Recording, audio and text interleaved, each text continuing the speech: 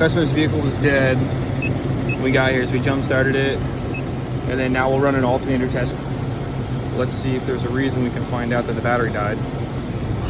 Did it turn over when you tried to turn it over? Yeah, as soon as we hooked up a jump box, it was actually able to kick over on its own. Okay, yeah, because when I have a F350, I put it up to that, and it wouldn't even crank, so Yeah. just a extra. I got 2 results back to back on the initial alternator test that said that the diode output has failed on the alternator. We're gonna let this run for probably a good 5 minutes. I want to get this up to like its first heat cycle and just make sure that nothing else is causing an issue. And then we'll run that 3rd test. And if it ends up being that that's what killed the battery, that would make perfect sense to me. So we can all touch base when we figure out if that's the case. Awesome, appreciate it. Thanks, man. Okay, all right. I'll hand you back over. Thanks.